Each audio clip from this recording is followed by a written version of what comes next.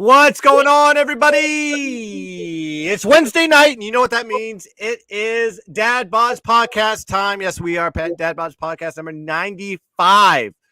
We're almost hugging the century mark on the episodes. I am Guns Picks, and football is back in full form. And I am joined, as always, by my partner in crime, the Gun, the Lock. They call us the Gun Locker.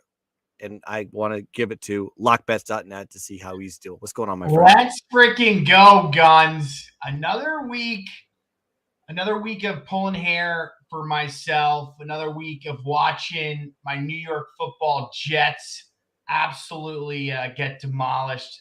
Thank you, Joe Flacco. But we get another week of him, obviously. Dude, a lot to go over, Guns. He's texting his wife, it appears, but a lot to go over. I'm sharing the podcast, and I'm doing my producer job, so I wanted you to pontificate a little bit more. Okay. So I want to ask a question, because this was the first Jets home game, and you are a season ticket holder. You had a nice picture in there. The question that I had, and I did make a comment on the picture, I was like, what was up with the guy wearing the Andrew Luck jersey?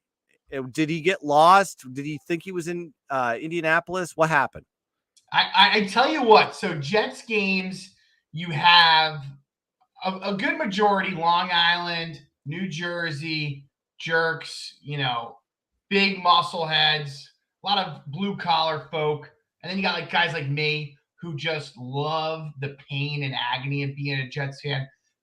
Then you have the away team. A lot of away team, they travel well to New York. You know why? You can get a $50 ticket. $50 ticket, right? I mean, every away team that comes in, you always meet like 10 or 15 people, and they're like, oh, I traveled to New York. They feed me. They give me drinks. And it's $30 ticket. Why wouldn't we? But then you have these randoms. They just fall into the stadium. You don't even know where they came from. You don't even know if they have a home. Andrew Luck is sitting there, and we'll bring up the picture. I'll tweet out the picture again. Andrew Luck. Then there's a bird, a nice little young woman, and then there's Joe Montana. Boom. Joe Montana in his red 49er jersey, back to back. I don't know. I couldn't tell you the reasoning. But if I'm wearing an Andrew Luck jersey, you best believe I have better places to go than MetLife Stadium on a beautiful Sunday. I just assumed they were like Brooklyn hipsters, and they just thought it was like cool to like go to a thrift shop and go buy a jersey, go to a game. They didn't have any fandom going into that game, but they just wanted to show up and look cool. And they probably still assume that Joe Montana played currently in the NFL. Same thing with Andrew Luck, but I digress. I tell you what, real quick, before we get off this point, the people in front of us were very polite. They're like eating, they're like drinking like Diet Cokes, they have waters, like, ice cream cones, and it's just a couple. It's like a maybe 35, 40-year-old couple. And I'm like, what the fuck is going on here? They're not standing up. They're not drinking beers. Once again, if I was going to take my girl on a date, I'd probably find a better place than MetLife if you're not going to enjoy football. They turn around. They say, well, they don't speak a lick of English. They said that they took a bus to Times Square. They got on a bus to MetLife, and they're at their first American football game. And they're like, can you take a picture? I'm like, yeah, absolutely. So I'm taking a picture. It was a wild Jets game. They're becoming, I guess, part of the tour, right? You just go Times Square, you go to American Dream Mall, and you go to a Jets game. But I digress.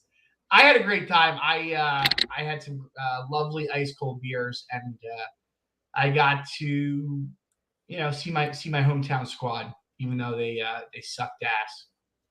What do you think of their chances this week? Because I see a lot of contrarian cappers thinking short line on the Jets. Flacco's gonna show out in this spot and be okay. I don't want to ruin a pick. If it's a pick, we'll save that for later. Yeah, no, it's not my pick yet, and I think over the years I put my hand in the cookie jar for the Jets. Sometimes betting for them, sometimes betting against, and I realize that it's a losing battle each way. But Right. just on a capping perspective, I would tend to agree with what you're hearing, what you may be seeing. Right. I don't think the Browns have any reason to be in a favorite. It's in a spot where they're getting hammered by the public, they're getting hammered by the sharps. The Browns, their shit stinks too. Their shit does stink. Okay, Right. and I don't think the Jets shit stinks. I think that game was blown wide open by turnover. A turnover and Flacco just towards the end. I mean, he threw the ball 55 times. 55 That's crazy. times. That's crazy. Yeah. Why wouldn't you run the ball? Balance that shit out, right? Yeah. You have Breece Hall. You have Michael Carter, two very good running backs. Very good. I love Breece Hall. And they played good. Yep. When they got opportunities. But you put the ball in Joe Flacco's hand 55 fucking times. What do you think's going to happen? The Ravens played steady Eddie, and they beat him by a few ticks. With that point being said, I could definitely see the Jets' game plan going into that, trying to suffocate the Browns. Basically, let them make the mistakes. Let them overthrow the ball. So I'm fine with people backing the Jets this week, but proceed with caution. Yeah. I've been through this rodeo.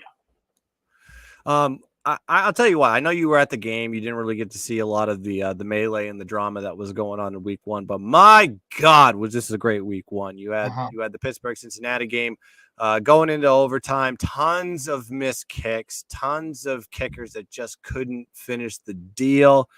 Especially McPherson for the Bengals, who was money last year during the playoff run for the Bengals.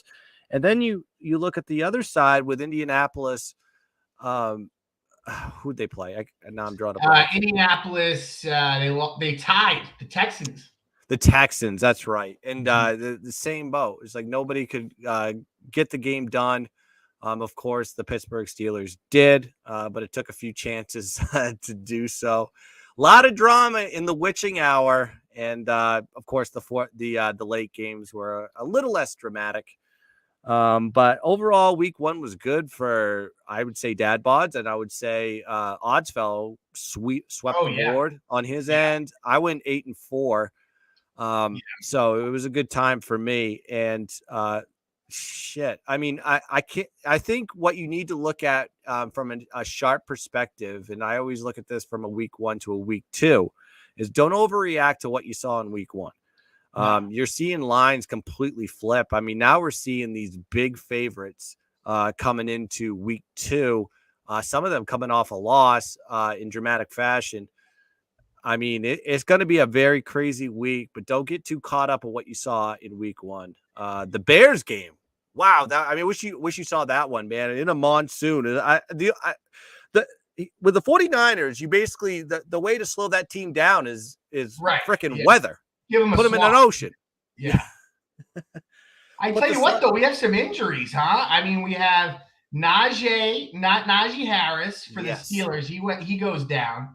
Keenan Allen goes down. Well, he's got a lingering hamstring playing on a short week. I don't think that one's serious. Okay. TJ Watt is serious. Yeah. That's a big one. Yeah. The torn pec.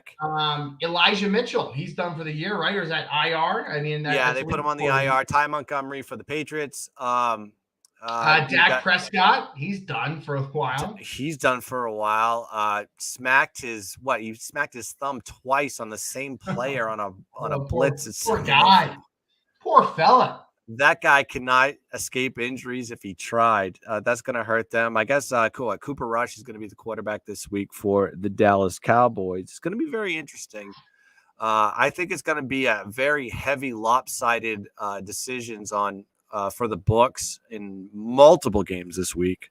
And then you ended up with a Monday night game with piss poor decision making by the coaches. If you actually look at the box score, I'm a box score guy. I don't look at the score. The score tells me nothing. I want to see what happened. Is it a full domination from stat to stat, or did stuff happen? That's a game that stuff happened. They were minus 186 in net yards. Seattle was, and they won by a point. Right. And they have 2 fumbles at the goal line. It was just a lot of crazy stuff that happened in that game. It was unreal time. You made a good point on the telecast. They didn't play their starters at all during the preseason. Right. That first game, it reminded you of a preseason game, like all around. I mean, you had guys not going out of bounds at the end, holding. Sorry, I don't even care about the out of bounds. Just holding on to 3 timeouts. Yeah. When you see the clock just ticking down. I was watching the Manning cast during that time, and even Peyton was like calling 38 timeouts during that. Did you see that? We were just going, "Hey, what?" Peyton's like, "I think they're going to draw them off sides. Eli's like, "I don't think we got enough." Eli just looked like a deer in headlights, like he was actually the guy that was behind center. That was a wild scene. I mean, some things that I like, especially if you haven't played your starters all preseason, and then you bring them into a road game in Seattle where the decibel level is 94 to 100 decibels, and you can't hear anybody. You have the guard basically having to slap the center's ass to get the snap off in time. I mean, I don't know what the coaches were thinking in this one. Not a good start for the new head coach there at Denver.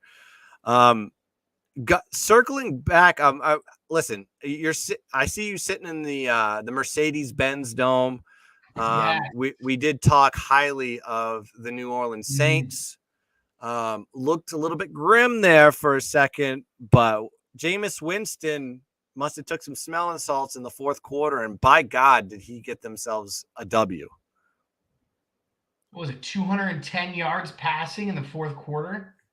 And he looked happy. Listen, I'm still high on the Saints. I know you are. I know we each are saying they're going to win the division. I'm not changing my tune from that because everybody says, oh, well, look what they did with Atlanta. I was like, well, do you understand that Atlanta is their rival? That is, right. I mean, if you want to separate all the college football, all the SEC college football fans and put them in a bowl, half of them will go to the Saints and half of them will go to the Atlanta Falcons. Mm-hmm. So that's basically what happens. It's the SEC bowl.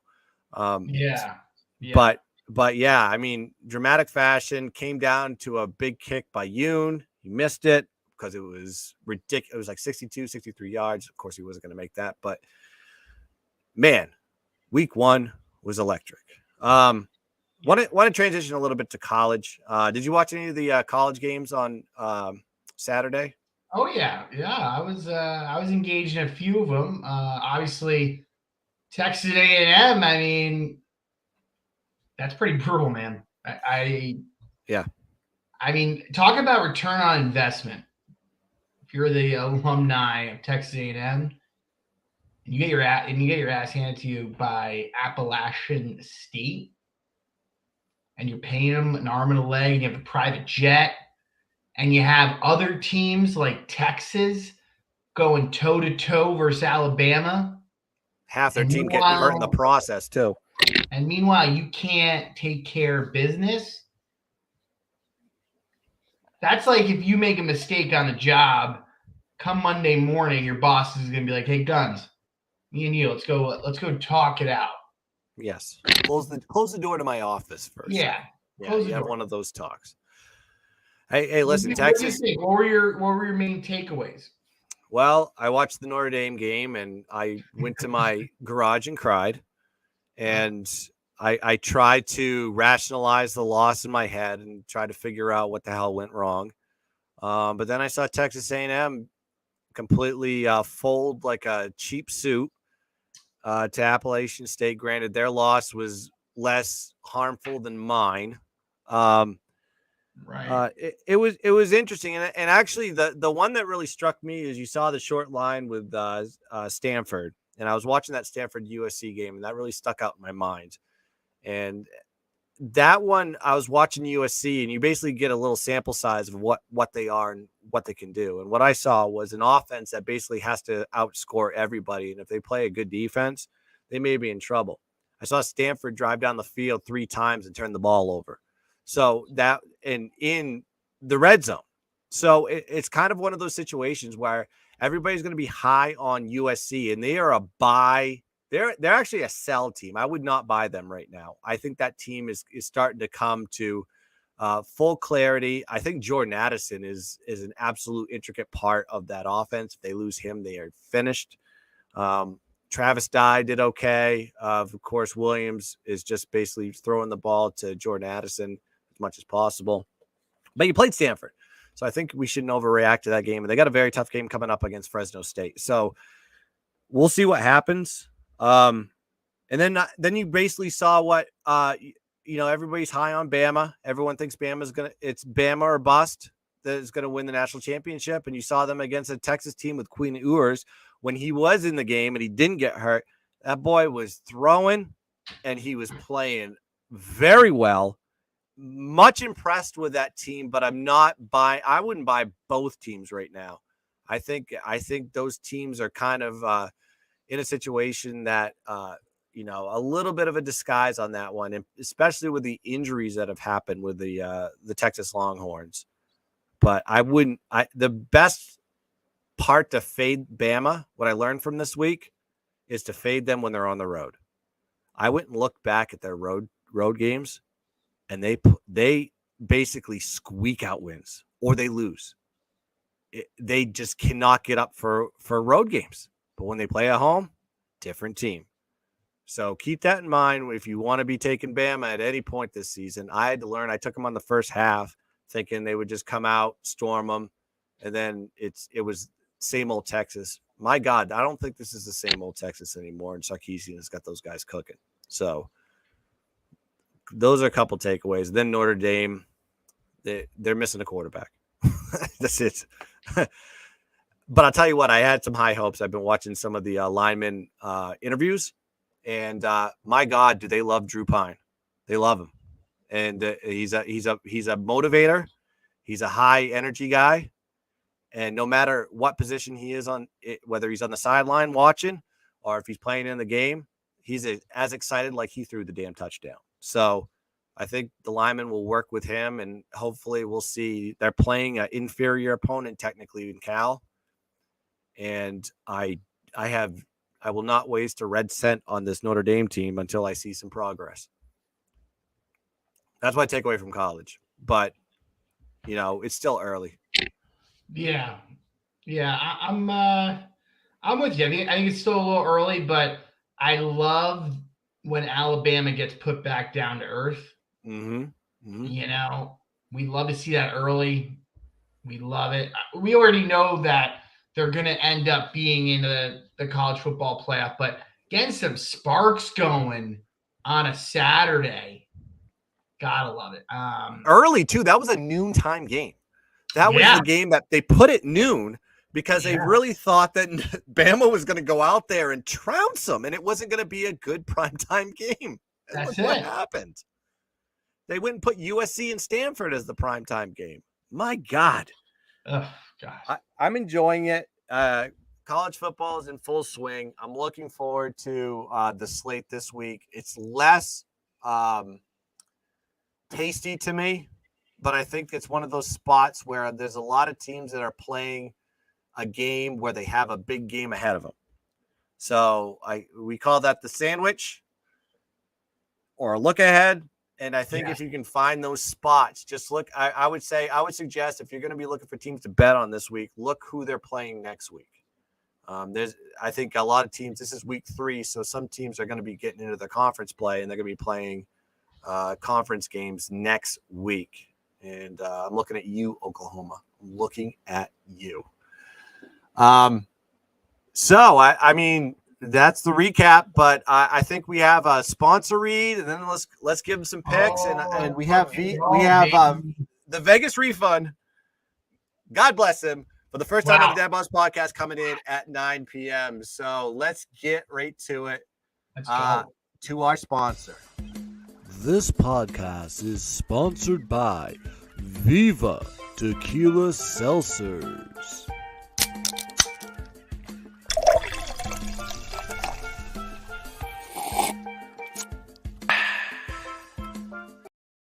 That's right. This podcast is sponsored by Viva Tequila Seltzers. Viva Tequila Seltzers is a refreshing and drinkable hard seltzer, 88 calories, 0 carbs, 0 sugar, and 4.5 ABV. Viva is the perfect drink for your post-game celebrations as it was created for the active lifestyle in mind. Viva flavors their tequila seltzers because it is the spice of life, and they like their drinks with a little bit of a kick, just like they like to live their lives. Viva flavors perfectly with their artisanal Blanco tequila for a subtle and refreshing drink.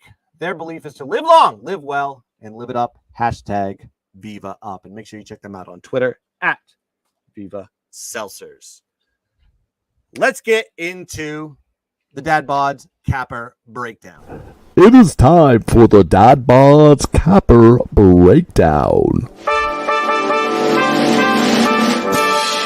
Oh, yeah. DadBodd's Capper Breakdown, sponsored by Viva Tequila Seltzers. You want me to start? You to go? I can start it off for us, and I'm sticking in NFL. All right, NFL, admittedly so, as good as Guns has been doing in Odds Fellow, I'm rock. I'm rock. It's hard, only week one. I'm rock hard, and I'm ice cold.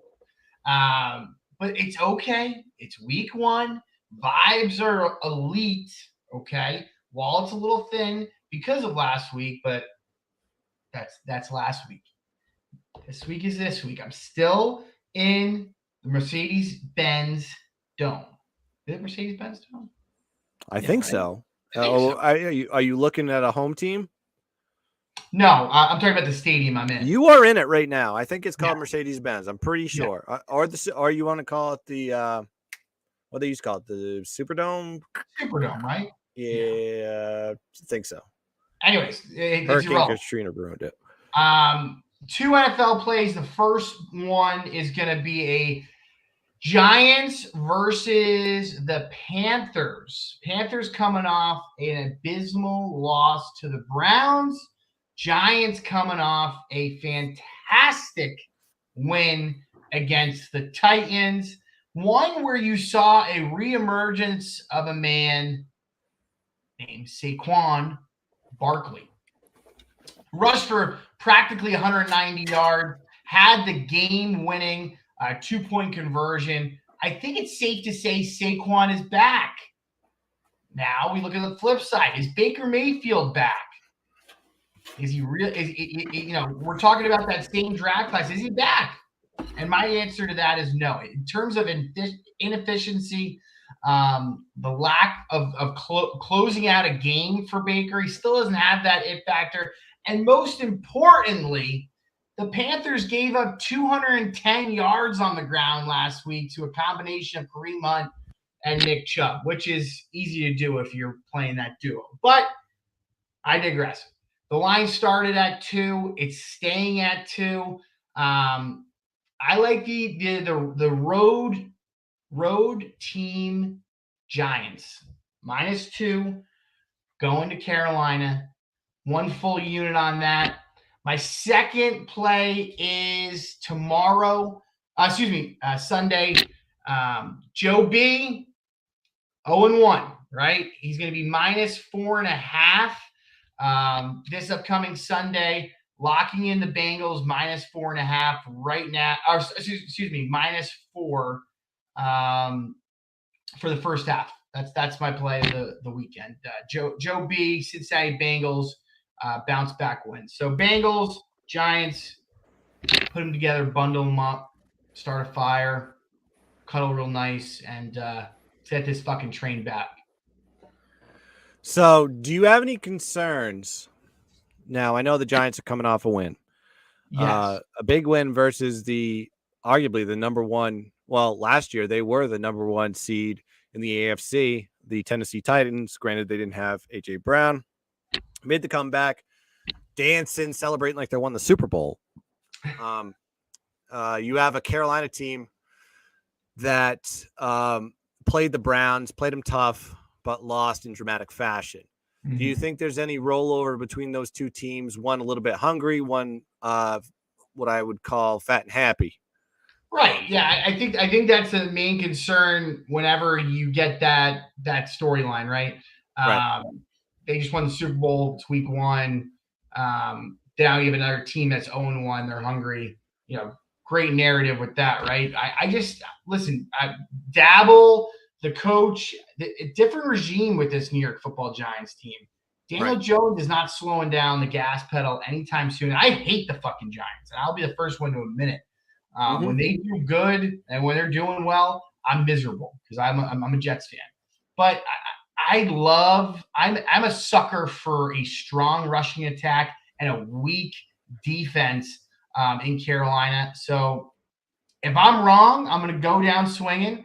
I'm prefacing it already that I've lost pretty much everything that's come at me in week 1. So the same narrative applies.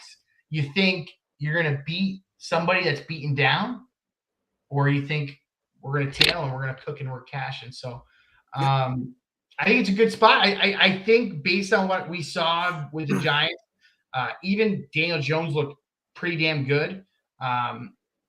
Their defense looked solid.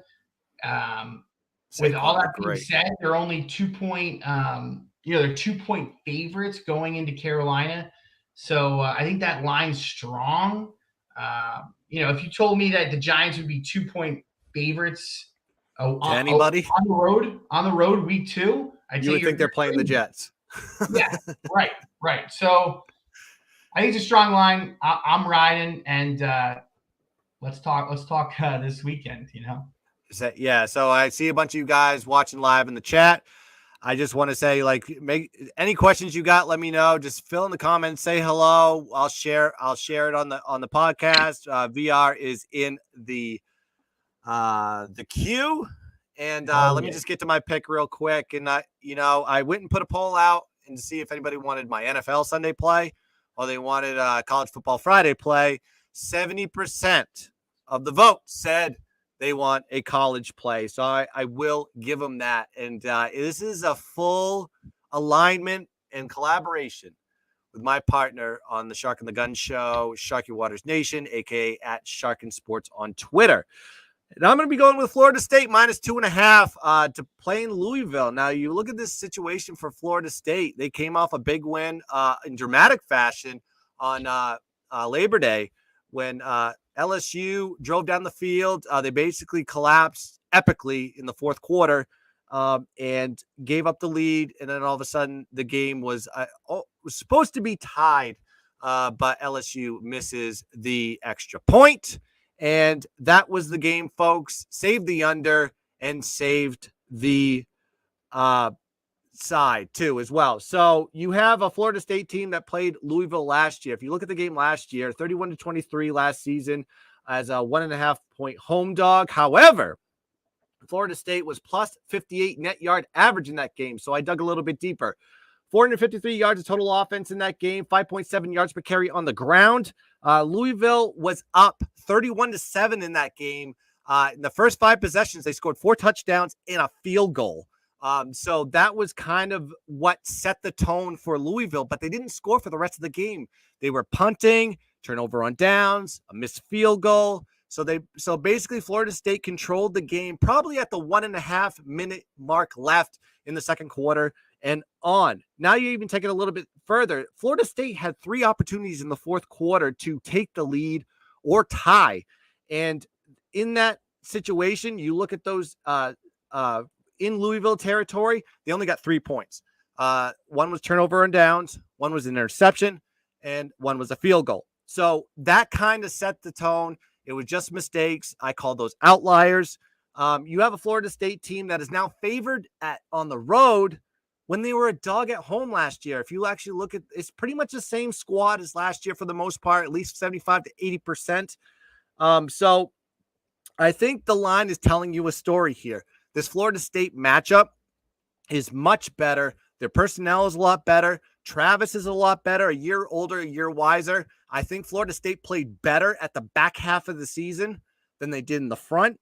And I think this is going to carry over into this season. So I'm going to be high on Florida State. I am low on Louisville, especially coming off a win over UCF.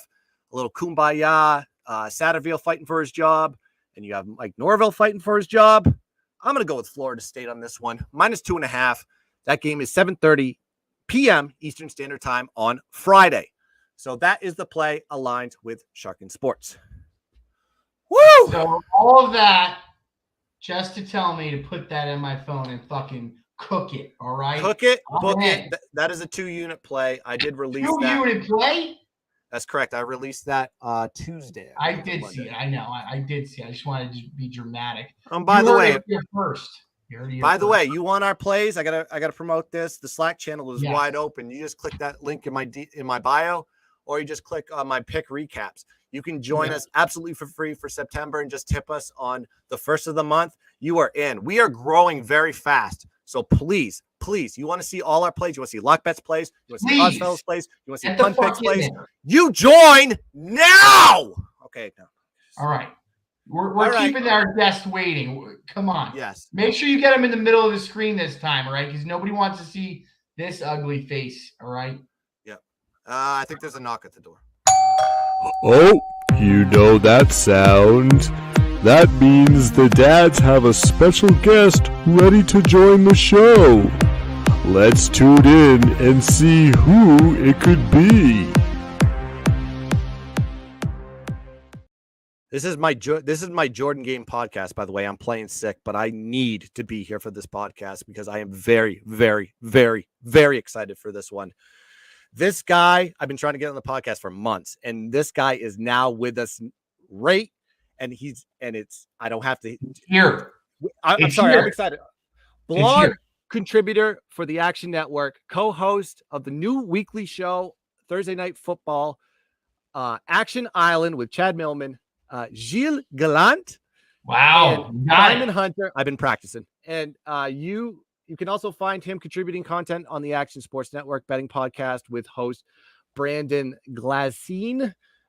He now has a name that is elusive, Luke Swain, but we all know him as the OG of gambling Twitter. Ladies and gentlemen, for the first time on the DadBodd podcast, please welcome Vegas Refund. What's going on, my friend? Welcome to the DadBodd podcast. What's going on? I was not expecting an intro like that. Holy shit. I can cut a damn promo. This is what Guns lives for. Guns lives for, man. Dude, the energy is unparalleled. Good for you. And I do want to say, on the podcast on Friday, I was totally blindsided with my first and last name just coming out, which at that point I was just like, fuck it. Like I needed to be pushed off the ledge in order for that to come out, which he did, and here we are. So. I've known you for a while, and I went and looked at the Apple podcast when I was doing my research. I'm like, oh shit, he put his name out there. That's why I asked. We were texting back and forth. I'm like, are you cool with this? Because I'm gonna say it. Yeah, we're good. But I'm gonna kiss your ass for like 2 seconds here. So there was like before I started Guns Picks. This is like I basically just had like a regular account with my name on it, which nobody knows. I don't even use it anymore. And there was 5 people that I followed when I first got on. This is back in like 2013, 2014. So it was you, it was Shark, it was Old Man Who Bets, it was Sandman. If you remember Sandman, R.I.P. and R.I.P. and Tweety Fates. I forgot about him. Tweety Dimes. Yeah, that was an old one. So I just want to like say, like, if it wasn't for you and it wasn't for Shark, those two in particular, I probably wouldn't have started Guns Picks. So I just want to say thank you for the content that you put out there. And God damn it, it's been so long that you put your damn face out there. So thank you for that. Thanks, dog. That was very nice of you. Yeah. I guess my first question here is if Locke doesn't mind because he muted himself. So I guess how did you start Vegas Refund? Like, where did that come from? And I mean, what gave you the inspiration to start it? I mean, it was very much something that I started with the full intention of like wanting to sell picks, where it was like, oh, I'll hit 1,000 followers and I'll start selling picks, and hit 1,000, and it was just too much fun. And once you start winning, and I definitely started it like before, I guess you could say, like the gambling Twitter craze. I kind of started at like really like the perfect time. Mm-hmm. Where once you start winning and then the followers started coming in and it just created like a snowball effect where it was like, this is like way too much fun. If I ever started selling picks, it would just totally eliminate the entire fun of it being a hobby, which I've always had a separate job. And this has always been a hobby to me. Where selling picks would just like kill the entire perception of that. And like, I guess you could say funness, where I also never wanted to be like, I realized I didn't want to be forced to give out picks. Where like selling picks, it's like like you're forced to give out picks, which really like kills the entire like fun from it, I guess you could say. And I just go ahead, keep going. No, it just really became a hobby, and the whole anonymous thing was like a pure like paranoia that like after a year it really wasn't a big deal to me, and I kind of just like at this point it's just like fuck it. Where it was kind of like, oh, what if I like give out 0-7? Like I'm gonna have like people knocking on my door looking for me, which is like never really true ever. No, everybody has a bad day, right? Which, the guys that really like you will just give you positive vibes, and then you'll have a few guys that will shit trash you. But I think what I've learned is that you kind of like tune the negative guys out, and you know, sometimes you just get a DM that like you might have had a bad day and someone will like, I love your shit. And that kind of keeps you going. But I didn't mean to interrupt you there, but I've seen Gilles is basically flooding the chat with his takes. Refund season, action Bodds. I mean, yeah, he's definitely one of our brothers in arms. And I think he's been on the podcast more than anybody else. Another question that I have in here, and this is kind of like one of the most remarkable things as far as when you said you created Vegas Refund at the right time, which I agree, but you're up to almost 100,000 followers. And if you actually go down his thread, he doesn't have any videos. He doesn't have any like retweets or engagement. He basically just throws pics up there. How the hell did you grow so goddamn fast without like really, I would say, virtually effortless? Do you think it's just the picks? Well, it's definitely like NFL being my best sport, being like probably the biggest contributor, where like if I wanted the same rate and I was giving out NHL picks, like I would be like this, I probably wouldn't even be doing it anymore because no one really cares about NHL. Where I've always come from the perspective that like every tweet that I have like should have value to it. Where I don't want to be thought of as spam, where I want people to have me on notifications. Like there's really, and I give picks out for free, so there's really no value from like being on notification or not. Where for me, it's just I'm tweeting out what people are following me for, and really nothing else with like some stupid ass tweet here and there. Like I think I tweeted like Mac Jones tweet on Monday, where I tweet at the same time for everything, like college football, Thursday night football, Sunday. It's really the same time every single time, so people that are following me for their picks know exactly when to come back. Mm-hmm. And then when they do get a notification, like they're going to pay attention to it. And even if they're scrolling through their Twitter feed and they see a little green dot, like they're hopefully going to stop. Where I've always tweeted with the effort that I don't want them just to scroll past me because it could be just some BS tweet that they don't really care about. I want it to have value to it. And I just don't want to bother people, I guess you could say. And I guess winning helps, knock on wood. But I mean, yeah, I mean, I think that was a key point. Is like you're transparent. You look at his pinned tweet; he's hitting at 57% since what 2016 or something like that. Is that correct? Yeah, I think so. Lockbet, you got any questions? Oh, thank you. I thought we were gonna go like no. I mean, this is an open forum, man. You know this shit. Gun's just sneaking in 2 in a row. You know, not a big deal. Not a big deal. First off, hey, really awesome to meet you, my man. You have one of the more impressive backgrounds. I gotta hand it to you. That's not a fake background, and if it is, shame on me. That is fucking phenomenal. I mean, that's definitely New York City, no? Oh yeah, it's I'm in Jersey City. Oh, nice. Yeah, so that's actually New York City looking over. Nice. Where I got on the podcast for the first time last week, and I had like a backdrop that just wasn't acceptable. Like they were yelling at me. And I was like, oh, I had this good view. Like maybe I should take advantage of it because I don't have anything. Like, that's money. Yeah, it's sweet. Absolutely phenomenal. My sister lives in Jersey City. Lovely little town. She was in Hoboken for a few years. It is very lovely. I've gotten fucked up at most of those like cantinas and those margarita spots. So hopefully we don't run into each other when I'm too much in the sauce. Shout out to the rice hat as well. Is that a rice hat? It is. There's a story behind it. I missed that. Fucking good detail, man. Yeah, let's hear the story behind the rice hat. It's not appropriate for the this, to be honest, but some will get it. Didn't go there. Literally could care less about rice, but there's a story. And it just fits my head well because I have a huge head, and I got this because of the story that I can tell you offline. It just fit me. When I was like, hell yeah. Okay.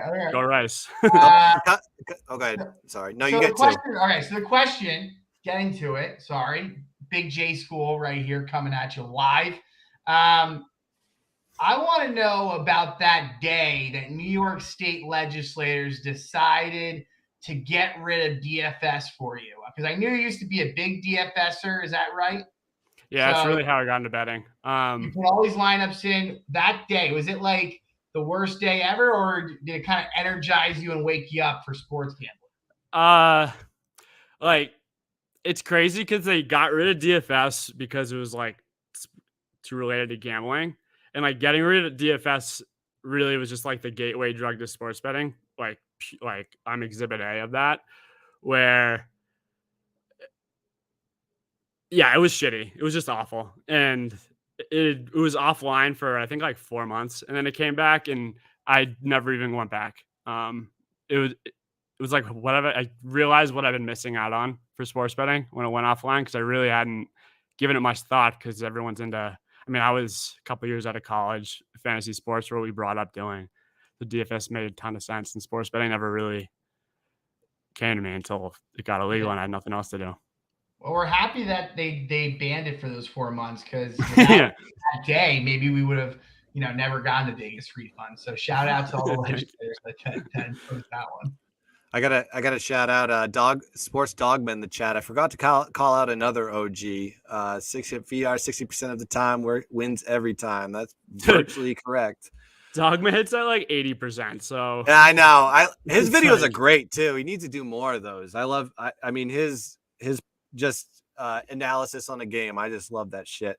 You're wearing the rice hat, and I didn't mean to interrupt Locke in there, but a couple of years ago, they used to be my favorite team because they used to rule at time of possession. So when they were like a high plus 21 dog against some team, they would just control the clock.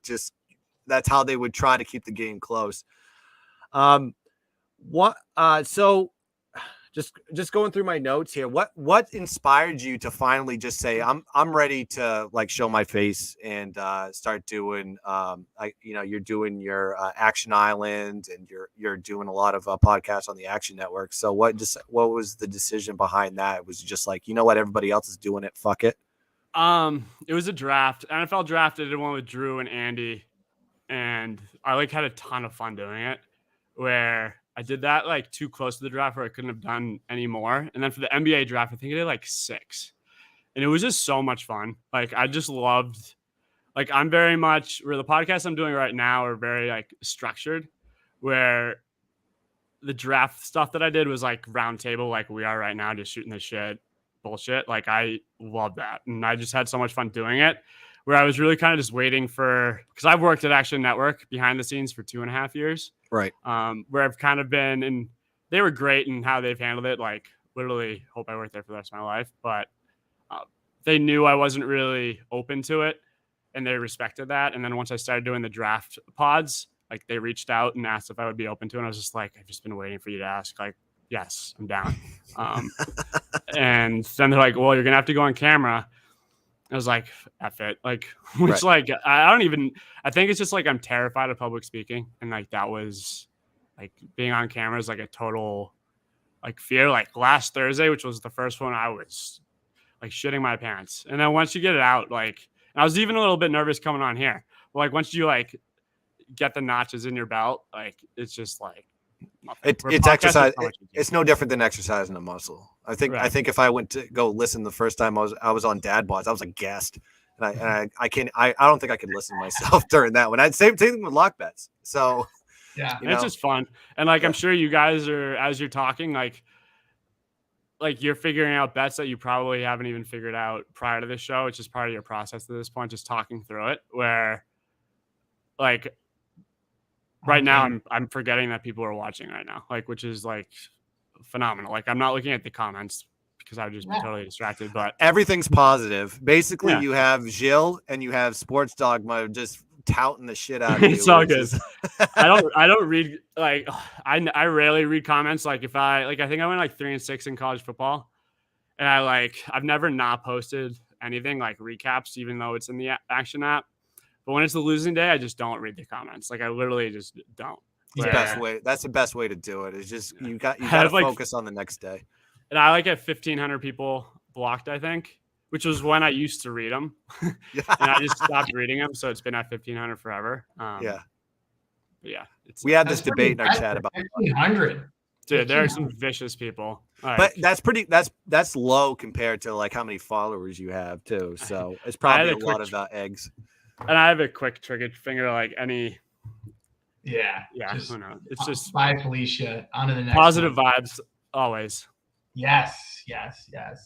Hey, so while I have you, so the Hawaiian shirt, the costume per se, is that going to be? Are we to expect that from the island each week, or was that just a special occasion? Well, I missed the memo. I missed the memo of the tropical shirts for that show, and I hopped on actually in this exact same shirt Thursday, and then everyone else had Hawaiian shirts on. And the beauty of working from home, you can just run in and get one. So I literally pulled a Hawaiian shirt, God knows where. I was wrinkly as hell. I was trying to, and then there was a meeting for it, and that's the vibe moving forward. So I'm gonna have to go to Tommy Bahama or something, get a couple more. I love that. I mean, I know working from home has changed a lot of things, but I I'm sure you were, corporate America for a few years. I'm not sure, but once I got out of the office and golf shirts are cool, gym shorts are cool, whole nother ball game. I mean, I'm a huge fan of the casual look and working from home. I hope I never have to go back into any office, and but working for the Action Network. So you said you hope you never work for another company ever again. Is it the best? Is it? I hope I didn't just absolutely ruin any leverage I ever had ever. But I'm clipping this for old. It's phenomenal. Was it old exposed? Lifetime contract, right? Or something like that. Yeah. Yeah, it's been great. I was in the office for a week, before everything hit the fan, and that 1 week being in the office, being able to put a name to face, I appreciate so much more now with all the people that we've hired that have never put a name to face and being in the office at all. Where prior to this, I worked in sales, selling suites for the Jags and the Bucks and the Jets, actually. And then after that, I worked for Zillow actually for a little while. Zillow was actually phenomenal. And then a former executive at Action who's not here anymore actually was my wife's brother's groomsman's roommate at Georgetown. And we just had coffee and it was let's do this. And it's actually a really quick story about how I started there, but I had coffee with him and I was all right, let's do this. But I want to be hired as Luke Swain. I don't want to be hired as Vegas Refund. So I don't want you to tell anyone going into this interview process, this is Vegas Refund. And he was just okay, promise. And I went through the entire interview process, and I think I got halfway through, and I was interviewing with the California office in San Fran with a guy that isn't here anymore. And he was actually looking at my resume, and he was confused. He's I don't see anything that qualifies you for gambling right now. What are you doing here, basically? And I was just okay. And then I was I'm just asking. And I was fuck, I'm gonna have to bring into the equation now. I told him at first, I started a Twitter account, give out free picks, blah, blah, blah, blah. It's giving me a lot of experience, some bullshit answer like that. And he balked him. He's like, oh, yeah. Like some schlep. Who are you? And it was honestly, the greatest moment of my entire life. It was my Iron Man moment where he's like, I am Iron Man. I'm like, I am Vegas refund. And it was and at that point, I had a bunch of followers on the app too. And he was just like, oh, okay. And I don't want to say he fell out of the seat, but it was a wrap at that point. And I got the job and it was phenomenal. I left Zillow and I actually took a pay cut to come at Action Network. Just do something that you love and enjoy, because you're working in corporate America and doing your 9-to-5 job, in 90% of it, you're thinking about sports betting or Twitter or whatever the hell it is. So, and I'm glad I did. Shit hit the fan. And then I left Zillow. It was a big decision to leave Zillow and go to Action. I'm in the office for a week. March Madness gets canceled. Everything is getting canceled. Within the first couple weeks of me being here. And I'm like, oh my God, what did I do? And it actually ended up being leverageable in terms of it helped sports betting, I guess you could say. Not right away, but a couple months later where everyone was at home. What the hell could they do? But it was a freak out moment and it worked out, and I'm glad I did it. Yeah, I think there'd be no DadBods if there was no pandemic. I mean, if you look back at the origin story, that's pretty much what we did. It's late night chats with Shark at 3 a.m. because we had nothing to do. Dude, he pops on sometimes by 4 a.m., 3 a.m. Oh, yeah. And he gets just all energy. It's awesome. Yeah, he's I mean, I can't tell you how many late night conversations one-on-one I had with him. It's it's awesome. But I wanted to this is an interesting story because I don't think a lot of people know this. I think this might be inside baseball and I might be oversharing, but I have to ask you about this. Was there a time where I'm not going to say who, but didn't people raise money for you to go to the Super Bowl? And I think it was Atlanta. Was that correct? Yeah, it was the Pats Rams Super Bowl where, and I'm born and raised Massachusetts, 2 towns over from Foxborough, and no one is luckier than my childhood and the sports that I went through. But every single year the Pats would go through a Super Bowl, you go to your buddies we got to go this year. We got to go. And then you don't go. And the next year comes, you don't go, and it just keeps. And then that one definitely felt like the last one. And I think I was still working I was still at Zillow, and I didn't ask for it. It was the difference between being a decision, ponying up the $3,000 plus per ticket that it was. And it was do I do this? Do I do this? And I hadn't proposed. It was maybe I had just proposed. So I bought a ring, everything like that. And Sandman, who was the nicest guy ever, literally the greatest, without even asking, just tweeted out, let's send Vegas refund of the Super Bowl. And he posted a PayPal link, and within 20 minutes, it was $2,500 was in his account, sent it to me. It was done. It was one of the cooler, I just got goosebumps thinking about it. Cause people are awesome sometimes. And then I ended up actually Sand was in the Bahamas at the Super Bowl, and I stayed at his house with my 5 buddies from Massachusetts without him even there. We just slept there and took care of his dogs. It was phenomenal.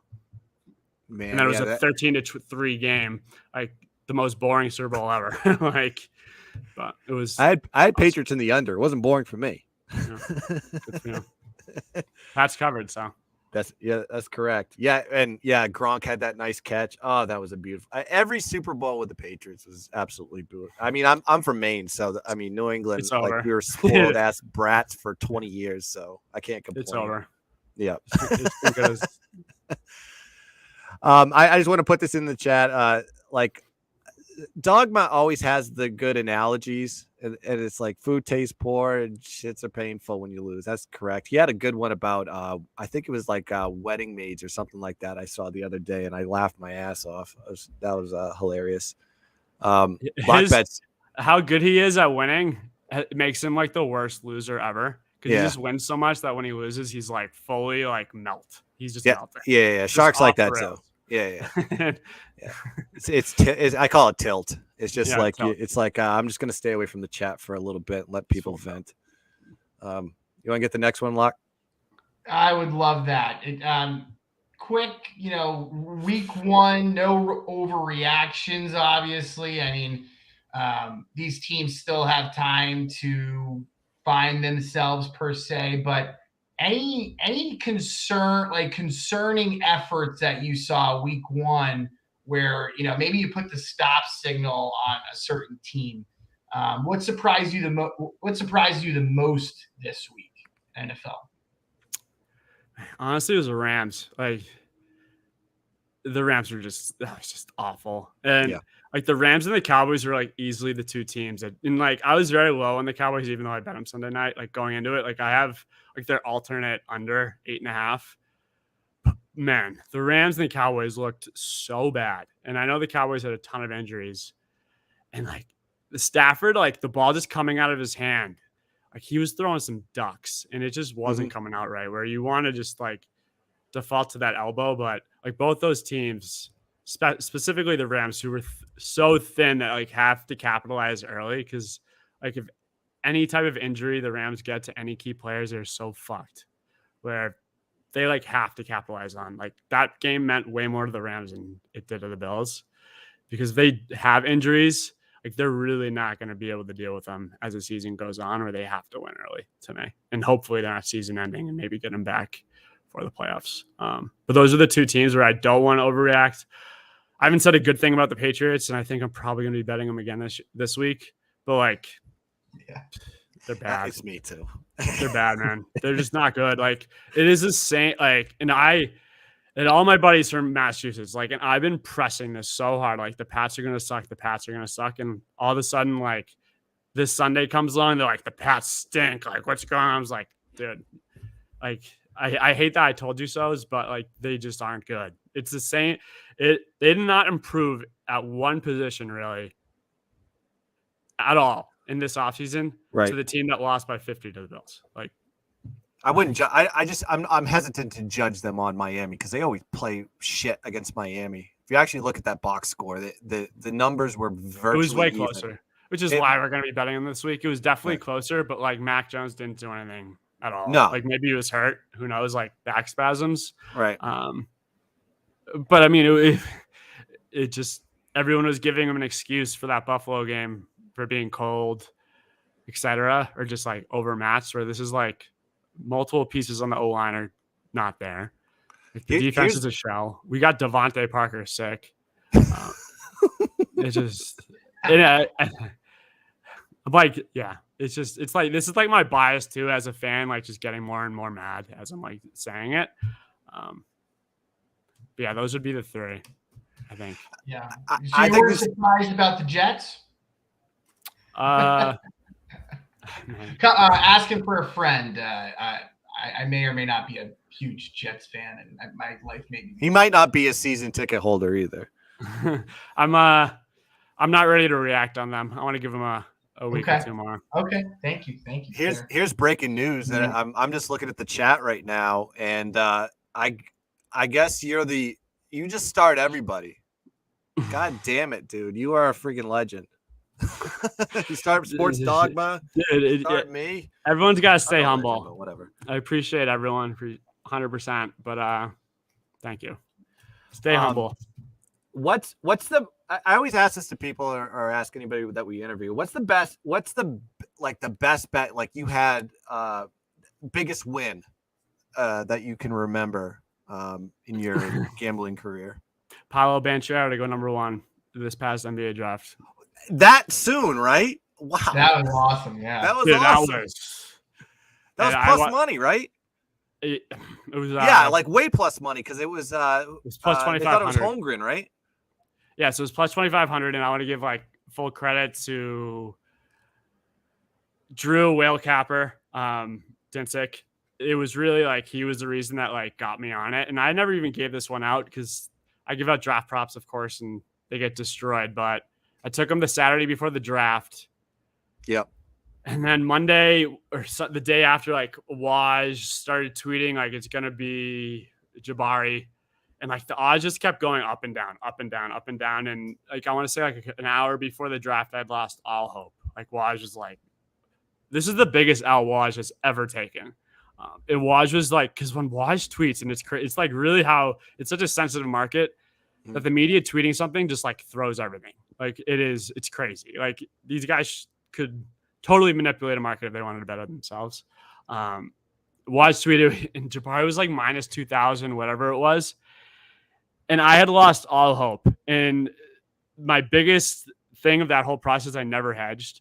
And I have no idea why I never hedged. Like I had zero hope. And I was telling, I think I told a couple guys, it's like, I wouldn't add any to Powell at this point. Like I'm not hedging. I wouldn't blame you too. They ended up not either. I would have felt awful. And then like 10 minutes before the draft started, Waj came up and he like admitted like he was wrong. And dude, it was like an outer body experience. Like it was, and my wife wasn't home. Like I was here by myself because I love watching this shit by myself, like Command Central. And like, I almost collapsed, and I can't even, like, it leaves me speechless because it was so fucking awesome. And, like my biggest bets are the draft bets by far. Yeah. Miami, in terms of like an NFL spread, it was Miami Dolphins are +3 at the Jets. I want to say 2 years ago, maybe a year ago. That was probably the biggest one. I don't even remember what the situation was, but I just remember having like I'd be eating bologna for like months if that didn't hit. We've all been there. Yeah. What do you got, Lock Bets? Yeah, I know me and Guns were talking about it, but I mean, right now there are so many new gamblers, like brand new gamblers that like, you know, that the sports books love, right? They love, you know, bringing them in and such. We try to warn, you know, by just, you know, straight betting, you know, just take straight bets, yada, yada, yada. But like, if they want to do research on their own, what's some good advice to like, you know, what's some things that you looked at on a very basic level that people can start to kind of learn and grow from?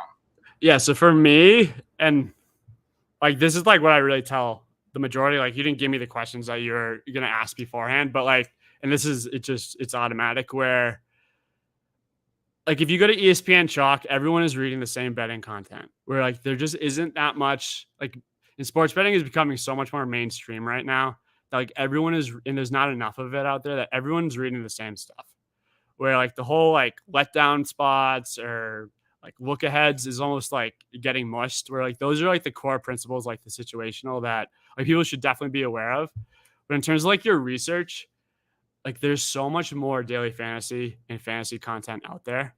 And it really is like very relatable where find like a core group of fantasy sites, whether it's like ETR, Roto Grinders, like OWS, like whatever it is, and just go through their like game by game breakdowns. And like a lot of them have like scores, and it will just give you like matchups and it will recommend DFS players.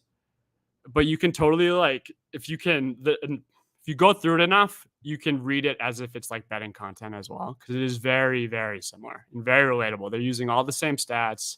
Less eyeballs are getting off of it because there's so much more fantasy content out there. But if you go through like, that was like my first like aspect of like implementing it in my process is like going through like and reading through all like the DFS content when I really like started to like hit my stride. Where I just have my process where like my biggest strength is I can just download a ton of content in a short amount of time. Like I skim, I speed read, I listen to podcasts on like 2x, where like I have my process of like what I'm reading, what I'm listening to every single week, like from start Monday through Sunday, like it is broken down like by the hour. And I don't even have it written down. I just know what I'm going to be going to and what is released when, who's putting out X, and it is very correlated from DFS to betting, and less eyeballs on it too. That's great advice, bro. I appreciate that, and very accurate. Can't agree with this more. I gotta throw some stuff in the chat because it is going wild right now. Don Play, I see you. I already issued the play for Friday night. I'm taking FSU -2.5. Dogma says take Auburn and Fresno State. So do with that information as you will. I got a question. Going back to you just mentioned your best bet. I got to ask you about your worst beat. Is there one that sticks out in your brain that like, this one really hurt me?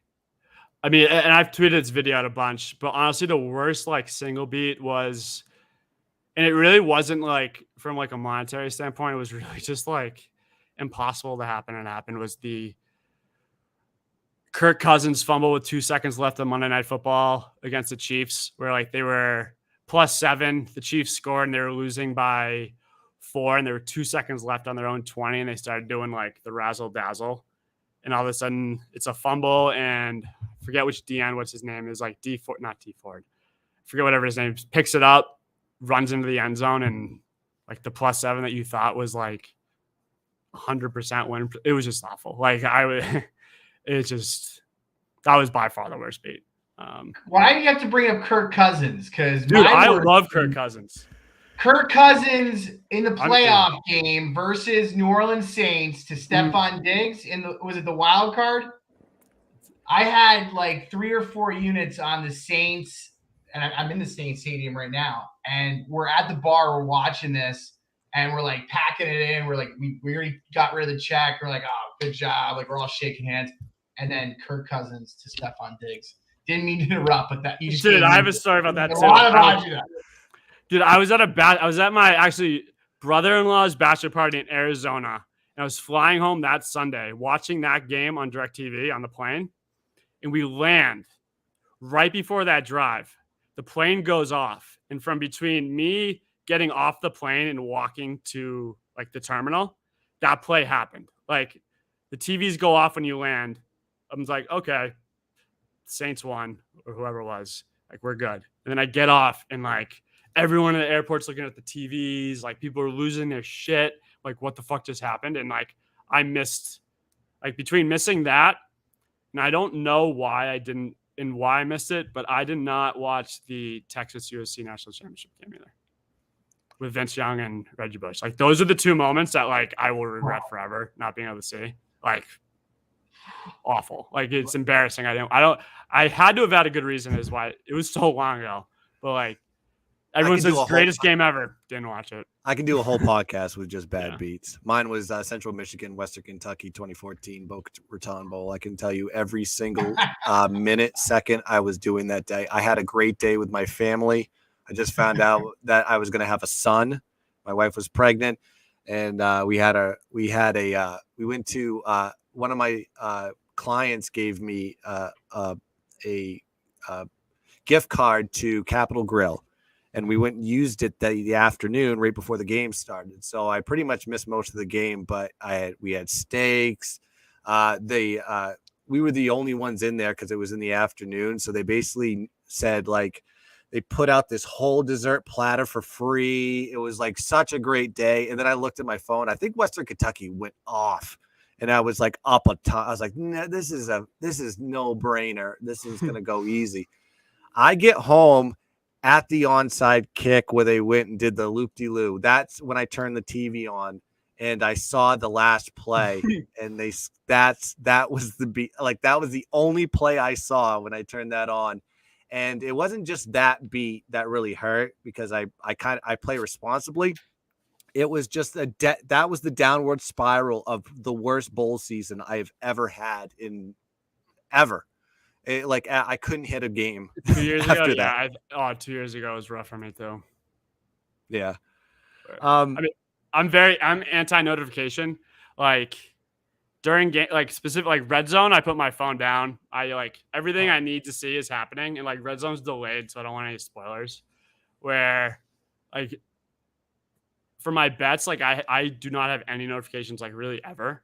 Where like if I'm checking a score and my bet's winning, like when I put my phone down, like I'm still a winner until I decide to check it again. Like It's still winning. Where I don't want a notification telling me like other teams scored, and I'm like, now I'm pissed. Where like I can close my phone. This is winning.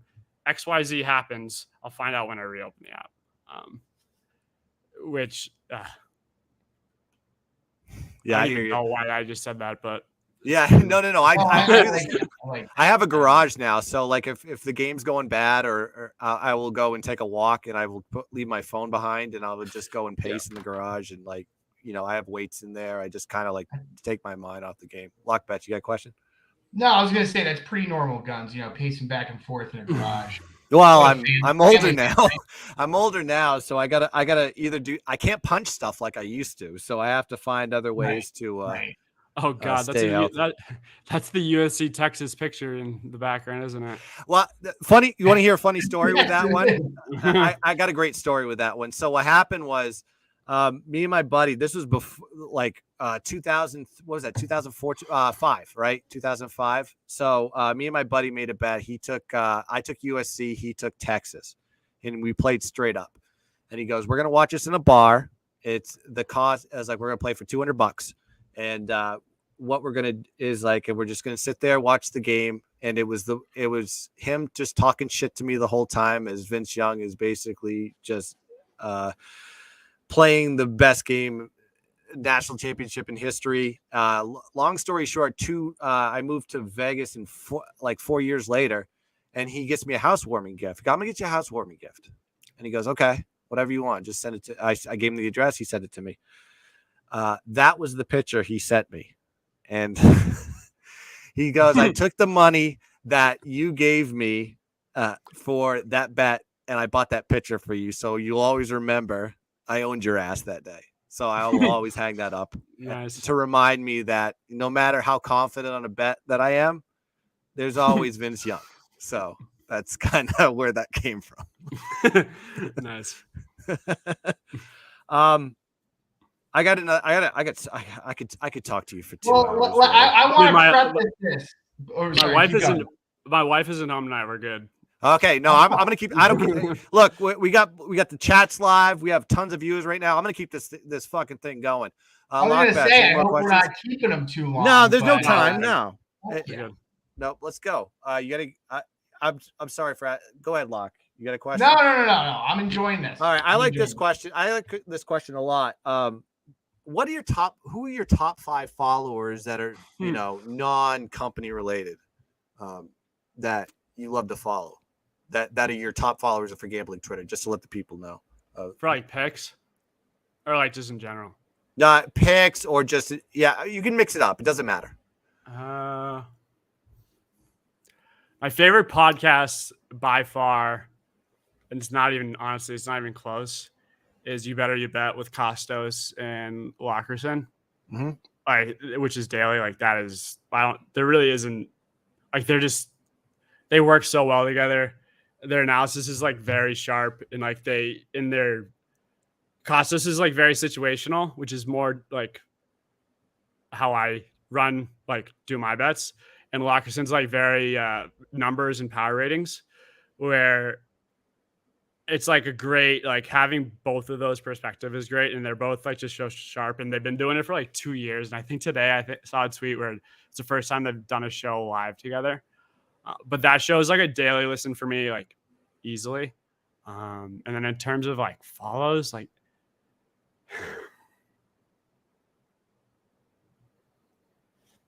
there are not a lot of people that give out free picks anymore either. I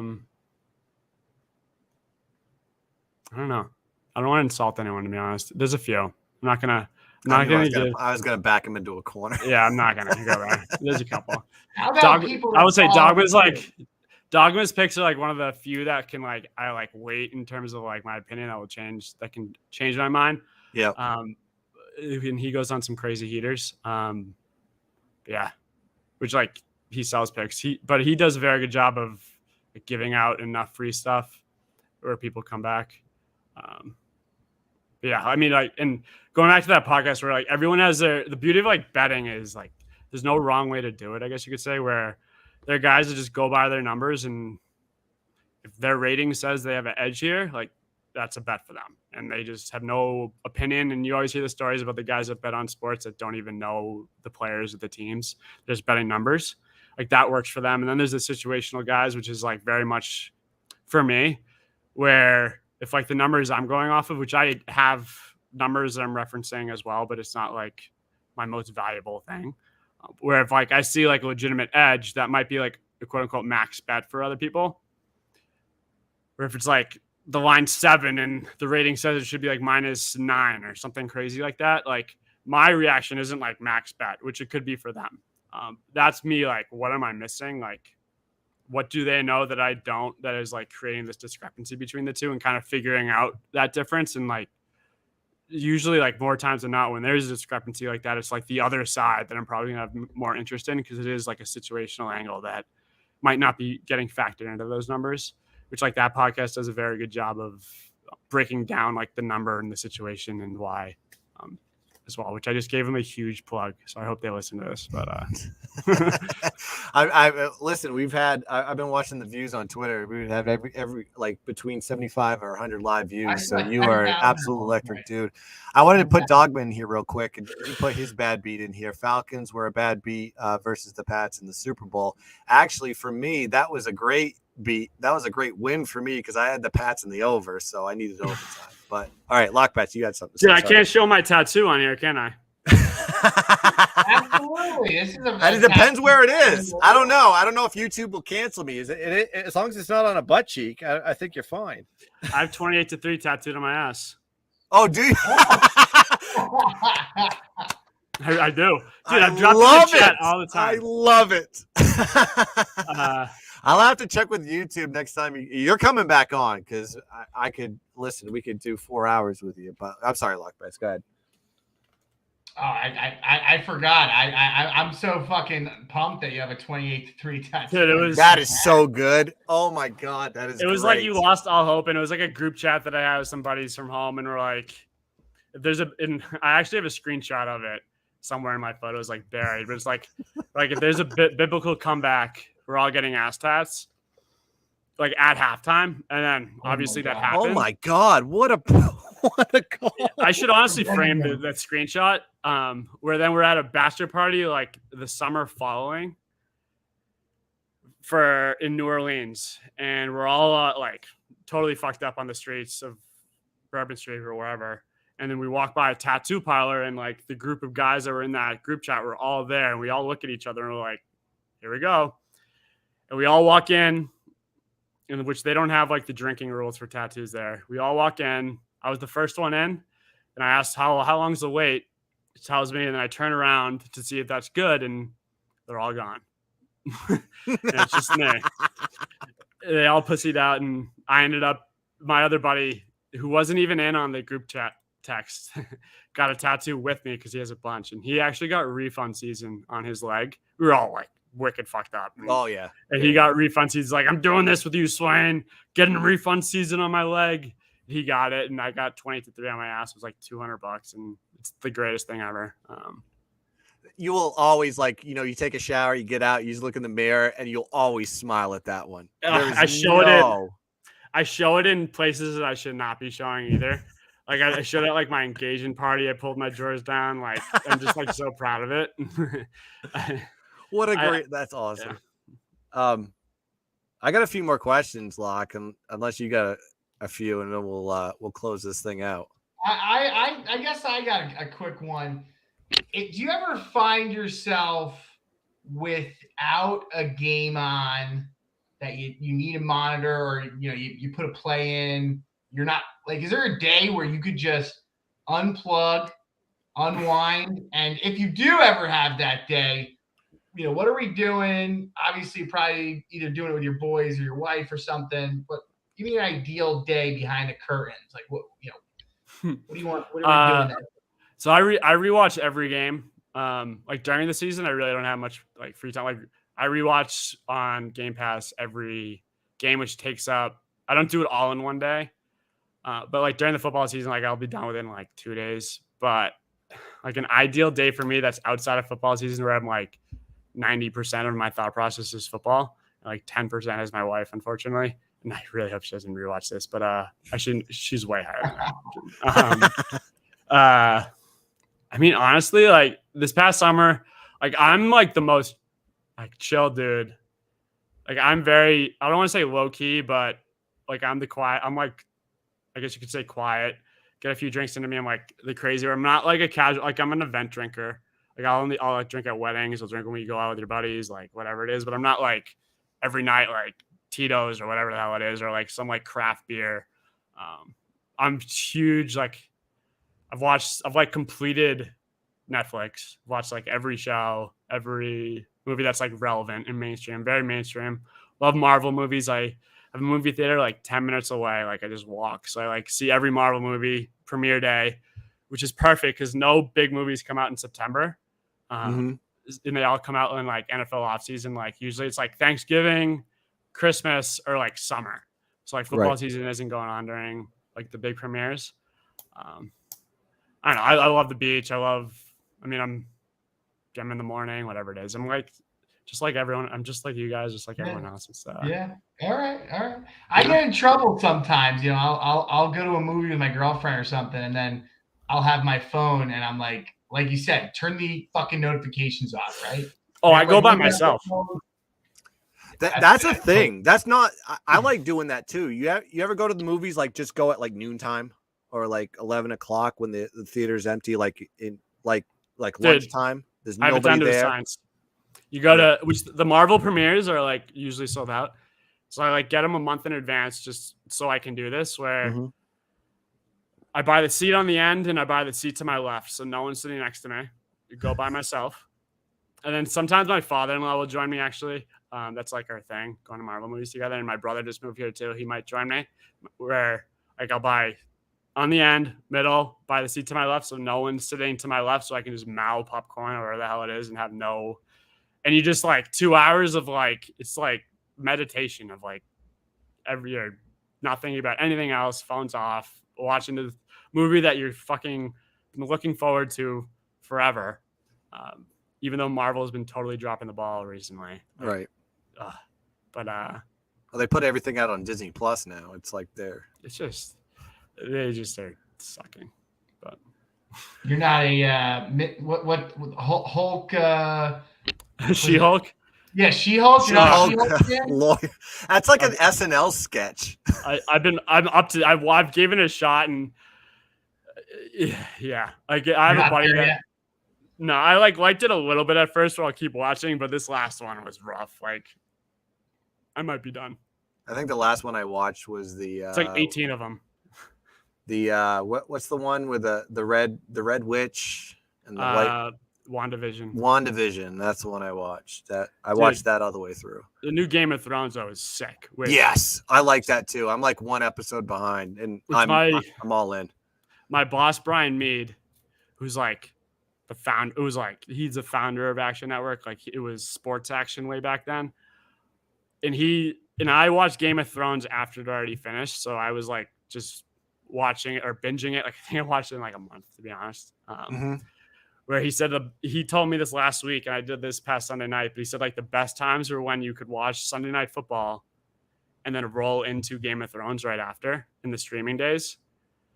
Where we can, like, I did it on Sunday. It was phenomenal. You watch the Sunday night game, which it was over at halftime or whatever, and then you just roll right into, what is it called? Dragons or whatever the fuck it is. Like, it's a House of Dragons or something. House of Dragons. Right? Yeah, it's like streaming, so you can put it on whenever and just go from Sunday Night Football to House of Dragons, Game of Thrones, and it's like the perfect top tier week.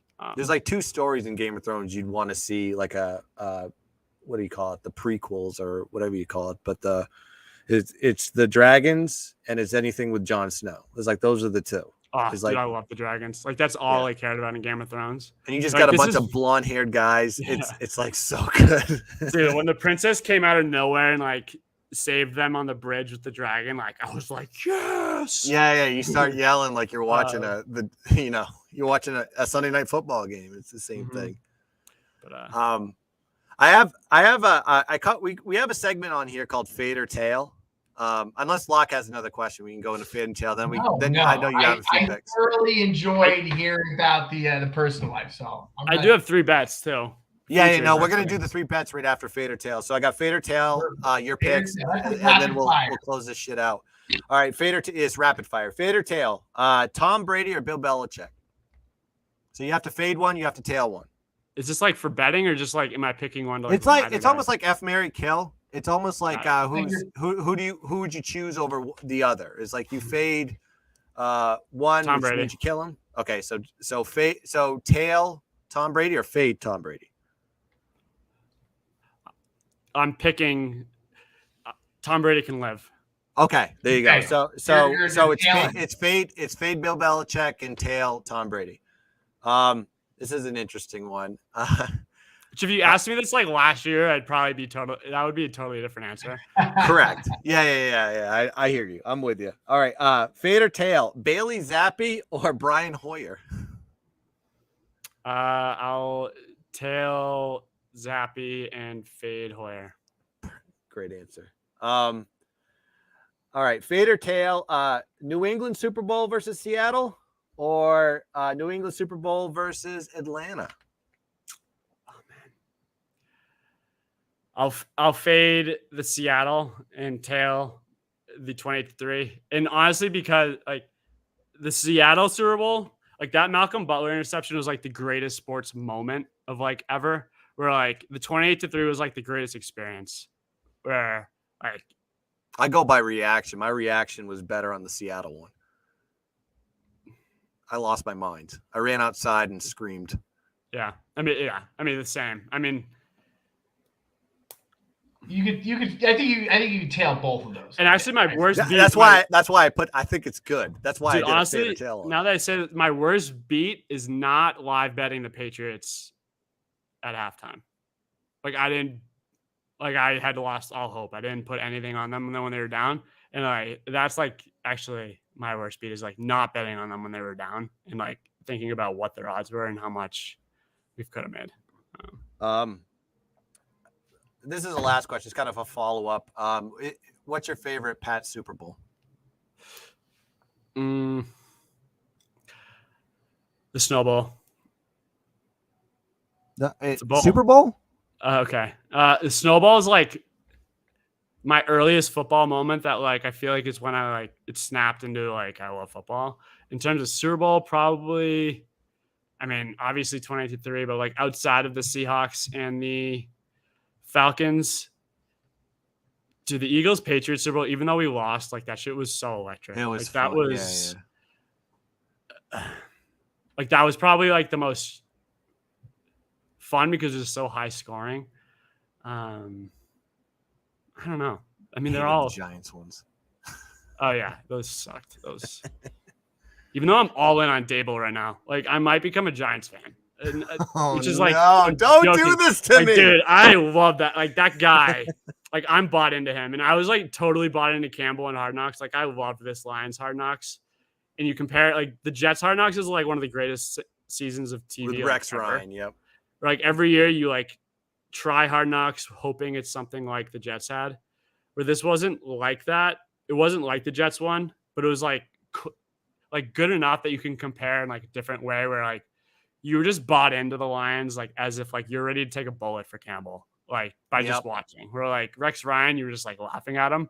Like Campbell, you just like felt like you were a Lion, like let's go to war, which is like totally how they covered on Sunday. And I talked to my dad like probably like once a day, I would say, on the phone, and he loves the Lions now. He's like, and I was like, they're going to be better this year. Like they covered the most last year, blah, blah, blah. And he doesn't bet. He kind of gets it. There's like that, like Dan Campbell's why they covered last year, because they would be down these leads, and like teams that were like underdogs like them last year, like usually like give up and take their foot off the pedal. Like these, like you can totally tell, and really after watching Hard Knocks, that his team is like so bought into him. Like they would all take a bullet for him, that they're just like never giving up, and they just make these comebacks when like these favorites go into conservative mode because they're up X amount of points, where like the Lions aren't like mimicking them in terms of like going conservative, and like most teams do. They just keep pressing and they don't give up. And like literally this past Sunday is exactly the same thing fucking happened. Like they didn't win. Like they came back when I would say probably the win probability of the Eagles covering was like in the 90s at one point. And that's like all Dan Campbell. Like I don't see any other team doing that. And they did it every single game last year. Don't take anything away from his coaching staff too, because they're all like former players and they have that same fire. So it kind of works with the running backs, the linebacker coach, the defensive coordinator, the offensive coordinator. They all are like really competitive, no matter what the score is. And you said it, hit the needle right on the head. I mean, they are a buy-on team, the Detroit Lions. Like when teams go into like the conservative mode, like if I'm betting against the Lions, like that's like a first half bet, and I don't do like first halves really, because I always feel like people bet first halves because they're like too scared of like laying the full number. And like if the number's like minus 14 and they see like the first half line being like minus 6.5 or whatever the hell it is. Like they think that's like easier to hit.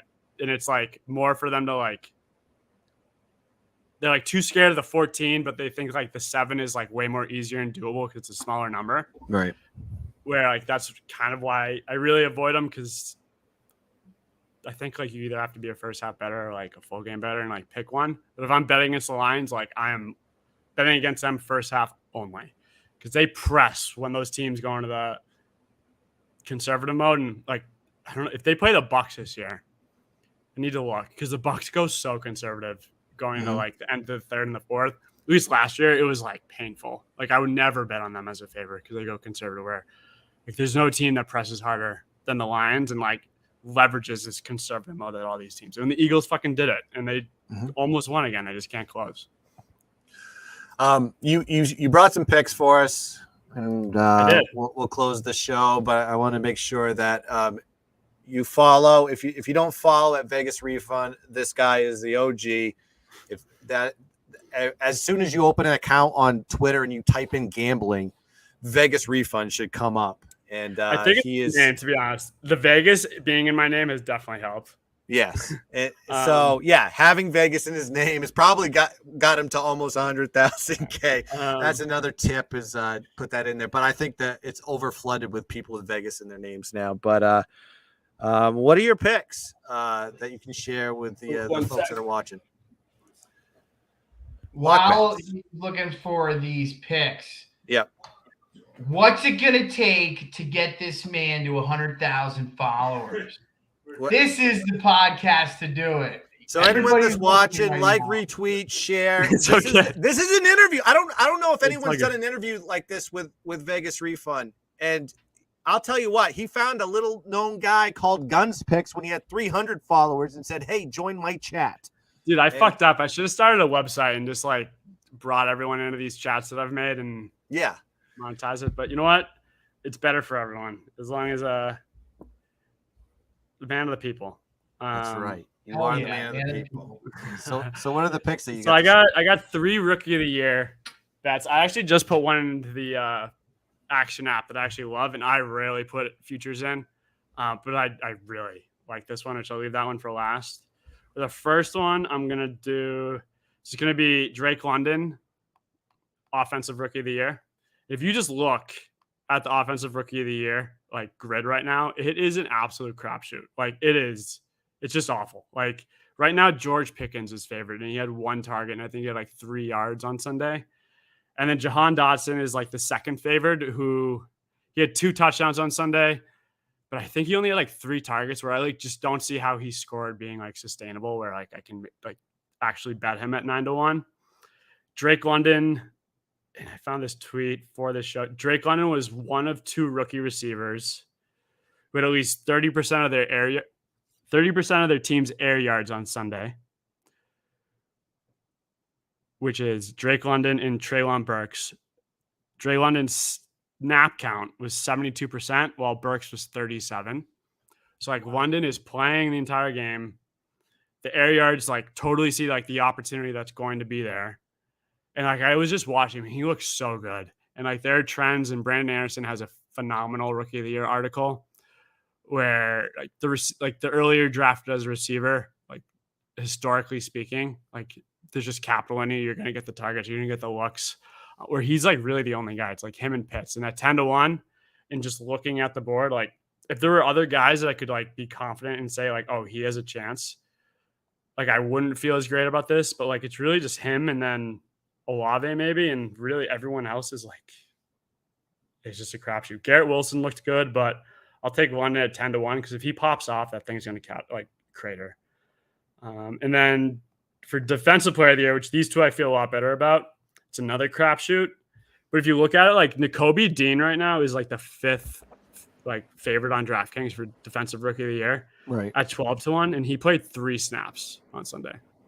So like this board, it's just, I don't know if they're just like no one is betting this stuff and like no one cares, or like DraftKings just is totally off. But everyone saw Trayvon Walker's Sunday. He had like the first rookie to have an interception, a sack, and I think a fumble recovery as well. And like the interception was insane. The sack was just absolutely like a dominant play where you can totally see why they drafted him. Like the guy's just an absolute monster. And right now it's him and Hutchinson favored. Hutchinson's actually 6-1 and Walker's plus 750.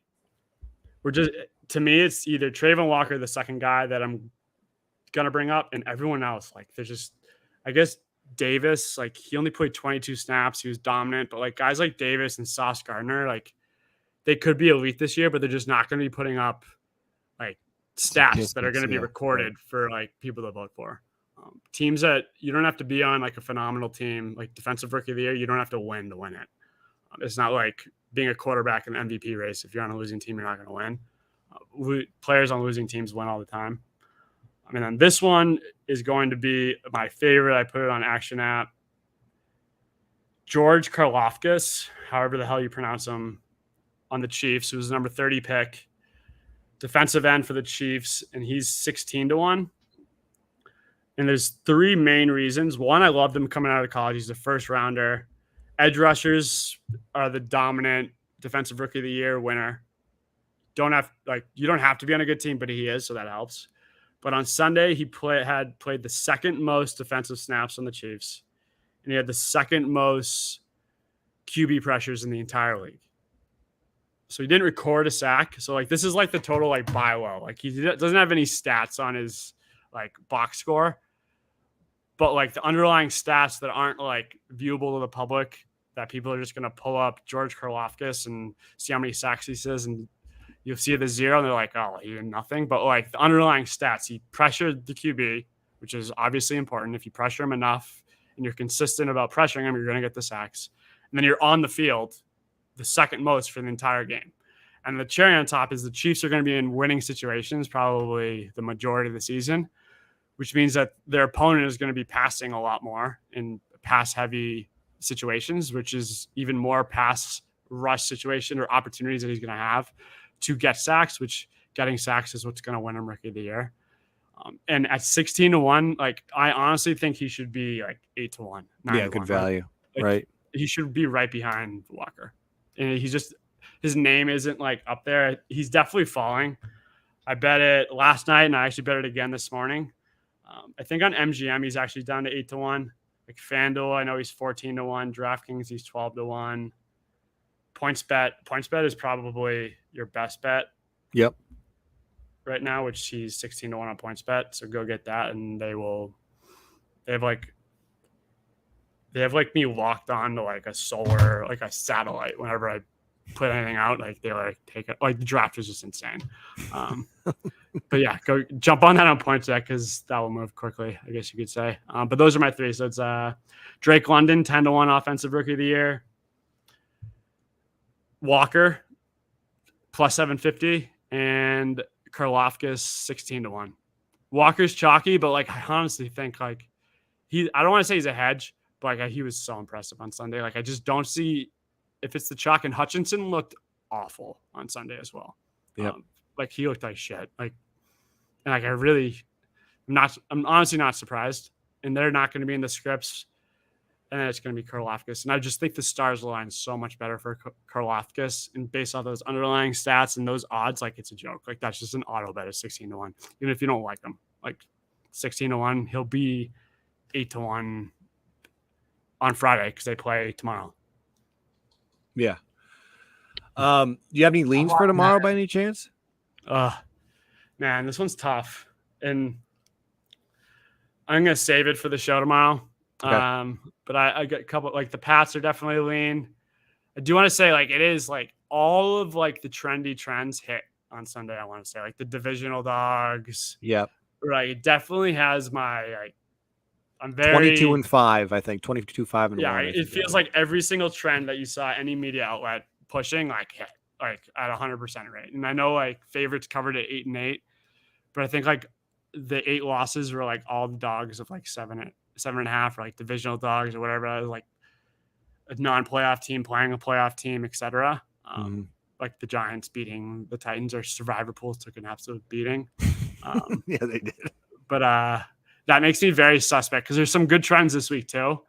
that are worth paying attention to, but at the same time, it's like, did they just give us like a little bit? Like, I always think on Fridays, it's total conspiracy theory. Like on Fridays, I try not to bet college football because I feel like they give the public a bone so they can come back Saturday and just lose even more. I have that same mentality. It's like, did they throw us a bone this past Sunday for them to just absolutely clean up?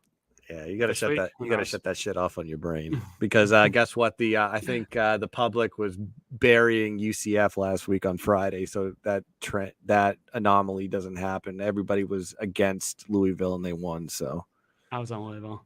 That was a rare Friday. I was on Louisville too. So this was a rare Friday bet. Yep. Well, who do you guys like tomorrow? I put it before you came on. That was my capper breakdown. I took FSU -2.5 revenge spot for them. I broke down the game from last year. Tomorrow's Thursday. FYI. Oh, I'm sorry. I mean, I'm Friday. I put that back. No, tomorrow. I don't know. I lean Chargers, but it's going to be small. I don't know what Lock Bets has. You're muted, Lock. Lock, you're muted, dude. Muted. Wow, what a loser! I'm as of now. I'm pretty locked in on the Chiefs. I don't like the Chargers offense without Mr. Keenan Allen, and that could be a public square kind of take. But from what they put on paper, the Chiefs on Sunday, I mean, their offense was clicking. I mean, I will say, everyone thinks it's like I get comments sometimes where people think I just like default to fading the public, or like it's like the last thing I'm honestly looking at. Where like I'm like, it's kind of like a tipping point, I guess you could say, if I'm like on the fence about something, or like that's like an added thing that I'll value. Where like doing this show on Thursdays before the Thursday night primetime, and hopefully, and it looks like it might be Monday Night Football too at some point, but I have to have my pick like ready to go. Like it should already be in. Like I have to tell them like right now. And like that is not me. Like dude, like, and that's like part of the reason I've been like resistant to doing shows is like with my process and how I was saying, like I have my entire week, like I'm downloading day by day, hour by hour on like what I'm reading and listening to, because there's a lot. Like this, it like really, like I have to like know who I'm on, and like right now I'm like very much. I was on the Chargers in the morning, and then I think afternoon I was on the Chiefs, and now I have no idea. So. And like the data, I mean, like at least the betting splits and just where the line's been going. I mean, it's not going to tell you too much. I mean, looks like it's telling you kind of a coin flip type of game. It does. I think it's coming back down. Like it went up to 4.5. I think I think it might come back down to 3.5. It looks like it might. Where I feel like it was like part like injury reaction to Keenan, and it kind of exploded up, and it's starting to like settle back. Where I'm seeing a lot of like -4 105s right now at a couple of spots, which usually implies it's going to come down. Which like 3.5 is a whole different ballgame. Like I know no one wants to lay the hook, but at the same time, like it's the hook for the it's the Chiefs. It's the hook. Like they're not just going to give us 3. If it was 3, who knows? Maybe the Chargers, because they want us to bet the Chiefs. If someone told me they took the Chiefs, or somebody told me they took the Chargers, I'd be like, yeah, I understand that argument. It's going to be a good game. Typically, the away team, when these two teams match up, you always take the away team. Do we like prime time under? Do we like the prime time under? Is that a trend we're pursuing? That's a tough one with that. Yeah, I will say if you don't. Dude, no one has made me more money on first TDs than Mahomes in prime time. Like, I wish I like kept track. Like, dude, I'm telling you, I need to go back and like look at like his primetime games, like last year, maybe the year before. But like, I had a group chat like pinned in my like chats where like it was Mahomes. Like the picture of the group chat was Mahomes, because we all were like hitting Mahomes' first TDs on prime times, and we like loved him. We're like, I need to look, because maybe he's like in the spotlight and he like wants to, like he's more like prone to running in the red zone than he would be on like red zone or like a regular game. Right. But like Herbert and Mahomes, like those two qualify as like auto first TDs because they can run, and maybe Herbert's more prone to run because Allen's there and he doesn't have his outlets, but first TD is the most fun. Well, I want to say thank you so much for joining us. We actually went super long on this one because, God damn it, we had to for a Vegas refund. And please join us again on the show. If you don't follow him on Twitter, please do. Thanks for everybody that's joining me on the chat. 23 live viewers right now, 3 on YouTube. Join us for episode number 96, where we'll be cooking, cashing, and also I'm going to be on the Dutch Boy Fresh show tomorrow at 8 p.m. for a live viewing on the Thursday night football game. So please check me out there on the Pub Sports Radio YouTube channel. So until next time for the DadBods podcast. Wait, not so fast. All right, you got something? Make sure we watch our Action Network show. That's tomorrow. right. I'm sorry, Plugs. I screwed up. Give me some plugs, Vegas. Give me some plugs. Dude, phenomenal. I actually asked like the producers, like, so like going on other shows, that's like cool, right? Like, yes, we're good. And he's like, yeah, totally cool. Just make sure like give us a shout out, and like you totally accomplished that for me. So thank you. What time does the show start tomorrow, though? 5:30 tomorrow. And then on Friday, the Best Bets podcast comes out at like 3 a.m. So when you wake up, going to work, you'll have it as well. And hopefully, I think there's going to be a couple more things to be jumping on, but fuck it at this point. Like, it's just fun for me. Like, you basically follow the Action Network, hit the notification, turn that shit on, and check them out on Apple. I'll hop on this again anytime. Like, this shit is so fun to me. Like, tomorrow, now. Like, if like someone cancels, like, and I am like, I don't need any notice. Like, if you just hit me like, yo, if someone canceled, you want to hop on? Like, if I'm in the gym or whatever it is, like, let's fucking do it. Like, I'm not like, let me check my schedule. Like, coming soon to 2023, the Guns Refund Show. Here we go. All right. We'll see you next time for the DadBods podcast, episode 96. Peace.